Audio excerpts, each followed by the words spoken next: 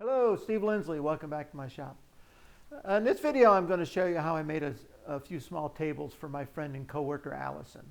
The original table belonged to Allison's neighbor, and Allison had admired it for quite some time. So she brought it in and asked me if I would make her a copy of it. So I said to her, just one copy? And she goes, no, well, actually 3 copies. So I said, okay, fine. If I'm going to do one, I might as well do 3. So it turned out I wound up making 3. So it's a nice small little table. So let me show you what the original looked like.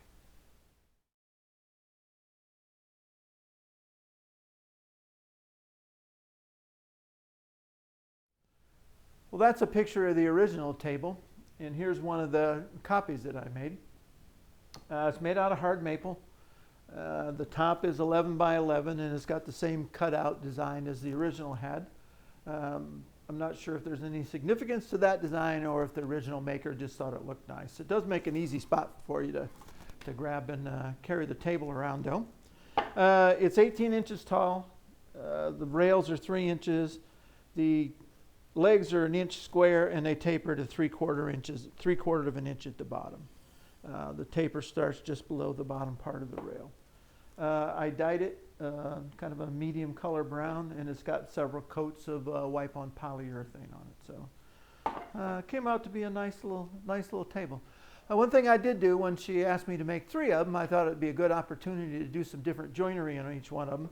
The parts on all of them are exactly the same size. The rails, the legs, the top are all the same size in all 3 parts, all 3 tables. What I did do is I put it together 3 different ways. One way I use pocket screws to put it together. The second one I put together with loose tenons, or better known as festool dominoes. And then the third table I actually used traditional mortise and tenon joinery to put it together. So during the video I'll show the different joinery, putting the different joinery together, but I only show one. If I taper one leg, show you tapering one leg, you've seen basically tapering them all. So we'll do that, and at the end of the video, I'll give you my opinion on which of the 3 types of joineries was the easiest, which one was the best, and which one was the strongest. So something to look forward to. So anyway, sit back, take a look at my video, and I'll show you how I made Allison's little tables. I like nice straight grain on all 4 sides of the legs when I make a table. So the way to do that is to have the grain going from corner to corner. What I did was I made a little cardboard cutout, which is like 1 1/8 inch square. And I just keep moving it around till I get the look that I want. You can see in this case here, I got a couple drawn out on there, and I've drawn a line which way the grains going, although you can see it pretty well. So makes the first cut a little difficult, but once you make that, it's the rest of it's pretty easy, and you get nice straight grain on all 4 sides of your table leg.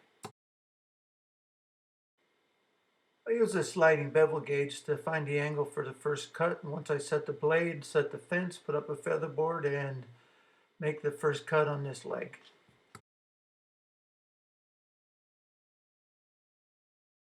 After the first cut, the blade goes back to 90 degrees for the next 3 cuts.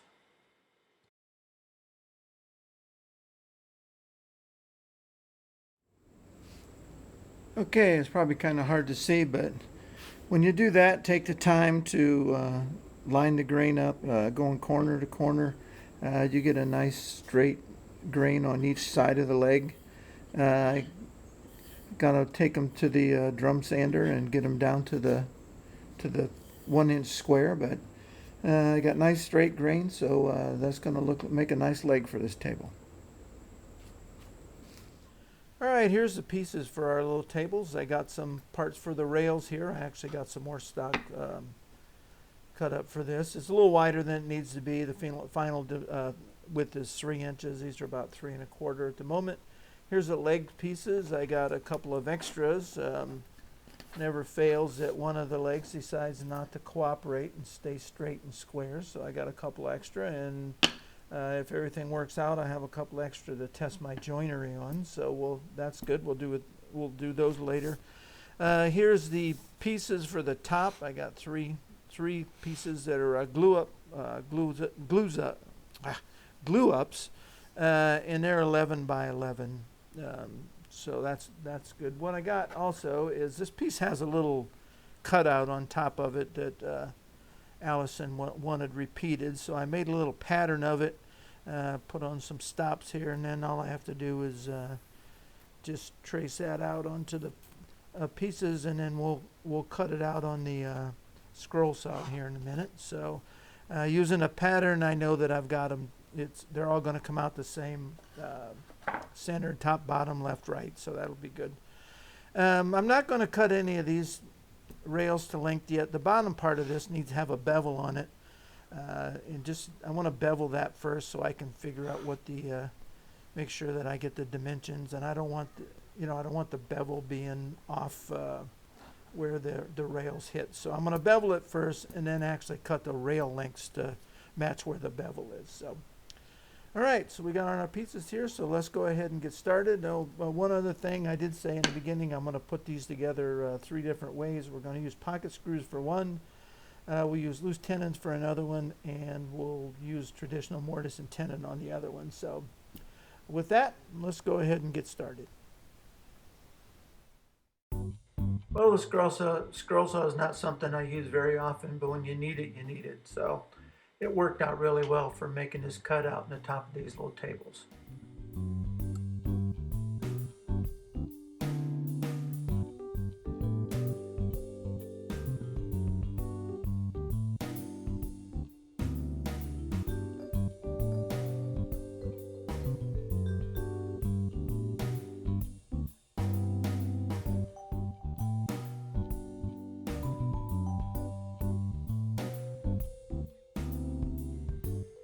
The tabletops have a little bevel on the bottom of them, so here I'm just using the table saw.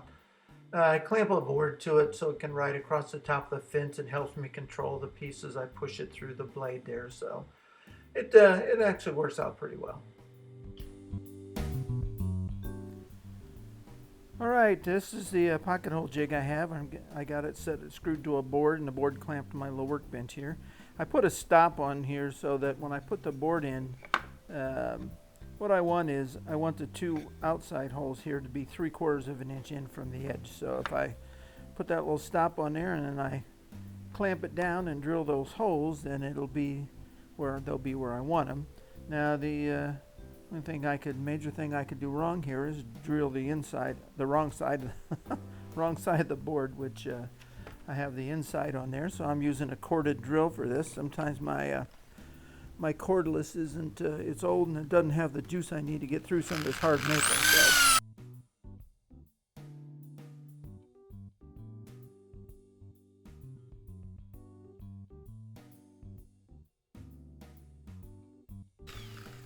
And there we go, there's one done. I'll go ahead and do the other 3, and then we'll put this piece together. I want an 1/8 inch reveal on the front of the leg and where the rail comes together, so I use a 1/8 inch shim there. I got a straight edge clamp to my little piece of MDF there, and we're just going to go ahead and clamp this piece down and use the pocket screws and put it together.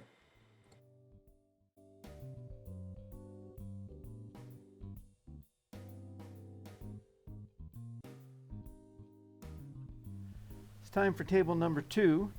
Here's the top. Pretty much looks the same as the last top. The beveled on the bottom. Still needs to be sanded, so I'll do that later. Put that out of the way here.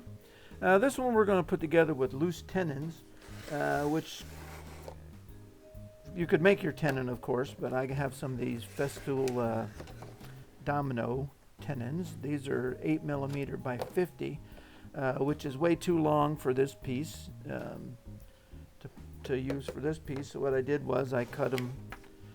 I just took them to the bandsaw and I cut some off to about an inch, a little over an inch long. So I got some pieces for that. I'm going to use the router and this little jig that I used for the desk project. I also got a video on how I made this and used it. So if you can check that out, I'll put a link down into the comments. So we're going to use that to cut the loose tenons. I've already done some, if I can find the one. So I've cut some tenons in the end grain. This hard maple is difficult. This is offset so that I can get the offset that I want for the piece. Let me find the other part. So if I put a couple of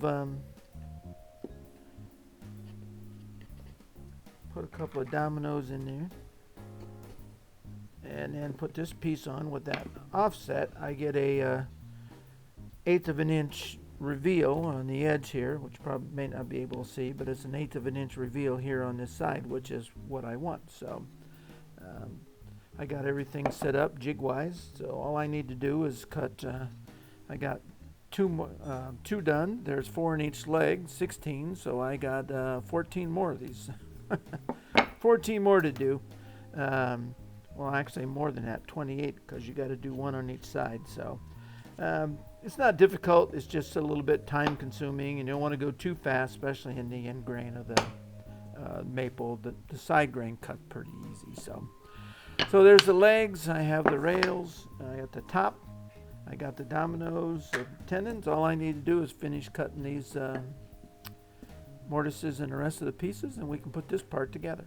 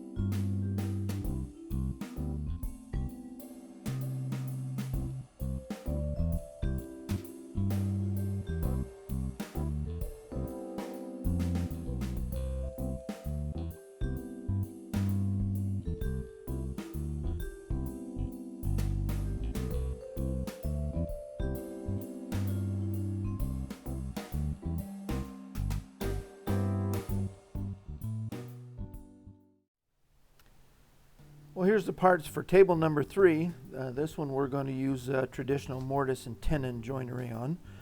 I have the legs. I've actually gone ahead and already cut the mortise on the legs using a router and a router bit.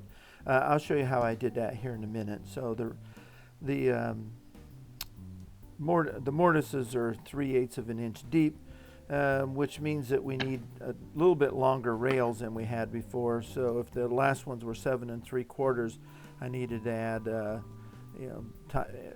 length for the tenon. So this piece will be 8.5 inches long, and then I'll cut 3/8 inch tenons on them. We got the top here, which will need to be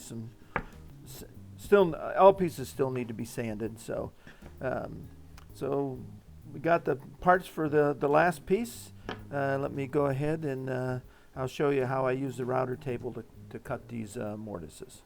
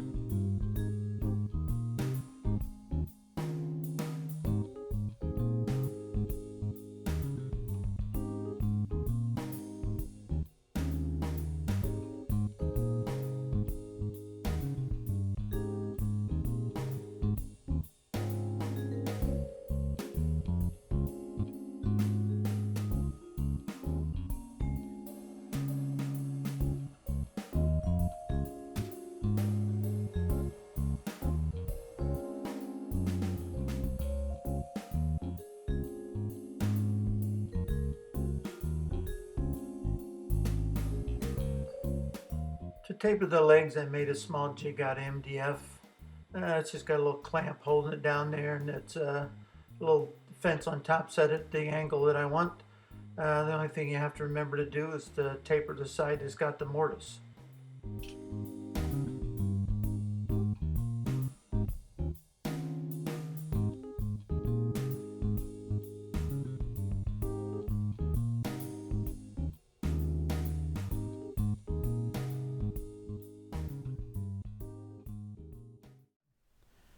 Okay, it's time to put some dye on our tables.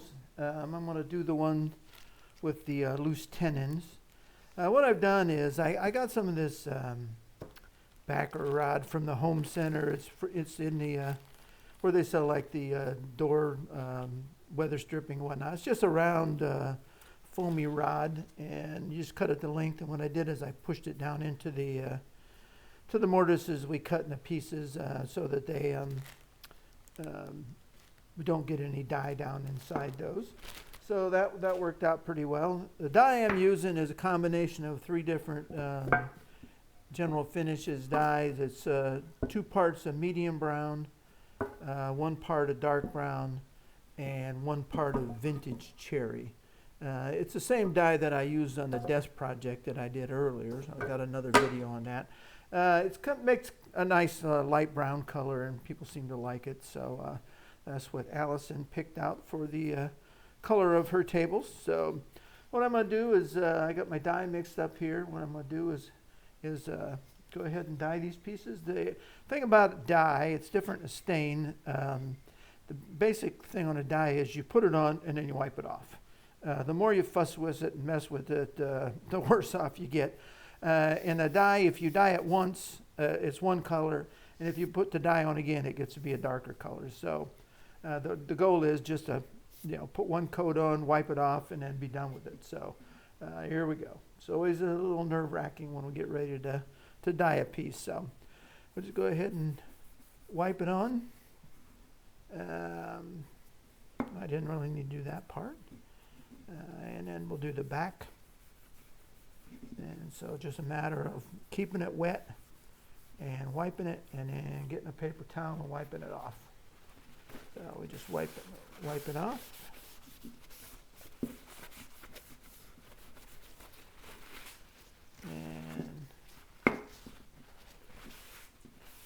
And that's pretty much all there is to it. So you can see it's a nice nice brown color. That's the top piece. So, and I did dye the back, even though I don't really have to. The pocket hole I cut to screw the top down, I just like to put a little dye in there to make sure that it's don't see any white wood there, and we'll just wipe that out a little bit. And that's pretty much all there is to it. So we're going to go ahead and do the rest of them here. Actually, that piece is pretty much the way you do it. All those are going to be the same. Here's one of the legs, and I did the same thing. Put the foam backing rod in the mortises we cut, and it's just a matter of doing the same thing. You put it on, and then quickly, once we get it all on, go over it a couple of times, and make sure we're spreading it out even. Dye can be a little nerve-wracking, and I've had some projects that it didn't work out that well on. So, but for the most part, I have pretty much success with dye. The reason you get a nice even coat is because I pre-treated it with that treatment from Charles Neal. The pre-treatment from Charles Neal keeps the piece from blotching. So. That's a nice looking leg there. That'll come out nice. Put that over there. The biggest challenge is the top piece, of course. So this is a little bit more challenging, given that there's a little bit more surface area. So it's just a matter of putting everything on and doing as much as you can, and then wiping it off. So we'll go with it.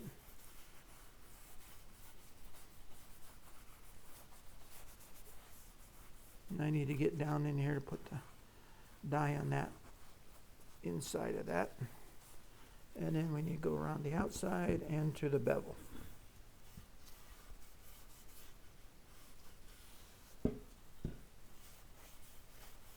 The bottom part I'm not as concerned about because I'm going to, one, you won't see that, so, but I will dye it here in a minute. Let's wipe this off. Wipe off the edges. Get with this little cutout wipe down. There we go. Dye is also a little plain looking when you put it on, so it'll once we start putting some finish on it, it'll come back to life. So what I'm going to do then is flip it over, and you can see we got some on the bleeded through, but that's our bled through, so that's all right. We don't want that on there. We'll go over that a little bit there.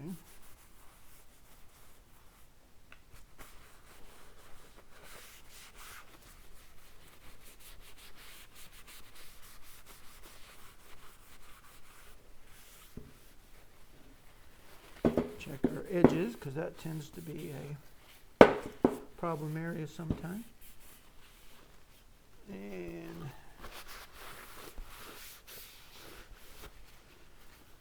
And there we go. We got a nice dyed top. I'll spend a little bit more time cleaning out this interior section and make sure everything's got a little spot we missed there. We'll wipe it on with a brush. Put it on. There we go. Got a nice dyed top, so I'll finish up the other rails and the table legs, and we'll be good to go. Time to put these tables together. I'm going to start with the pocket screw table, and then we'll do the loose tenon after that, and then finally the mortise and tenon table. So the assembly is pretty straightforward.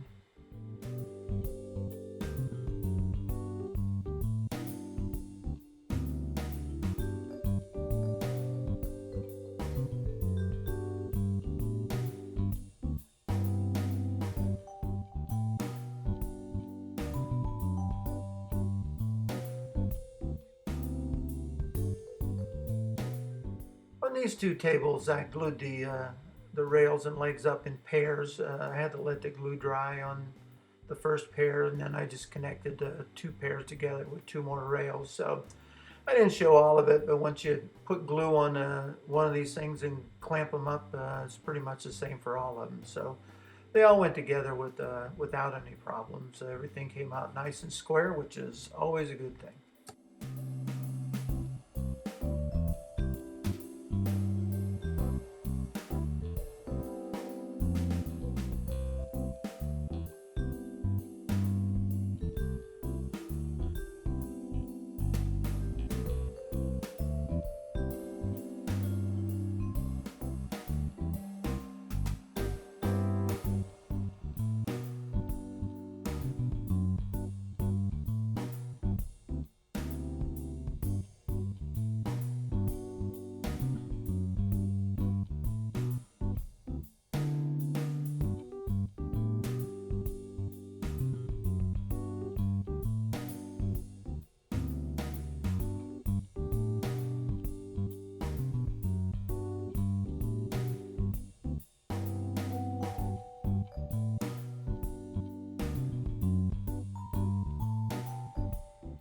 Yeah, I know this looks a little strange, but I took a lot of time to center the table base onto the top, so I wanted it to stay put while I put a couple of pocket screws in.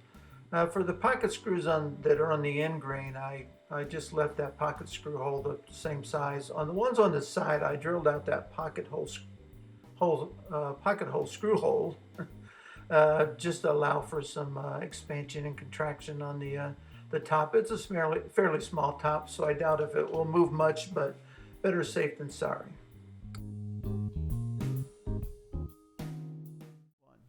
Well, that's how I made these three small little tables. As you saw in the video, I used three different types of joinery. Pocket screws, you can love them or hate them. They're fast, they're easy. They probably are the easiest of the three to put together. And frankly, I think they're just as strong. So that one was, if you're building fine furniture though, looking at pocket screws under the inside is probably not something that you want to do. But if you want to put a little table like this together, that's, while it's fine furniture and it's nice furniture, we're not building a reproduction of a 1700, antique. So I think pocket screws they have their place, and I think they work pretty well.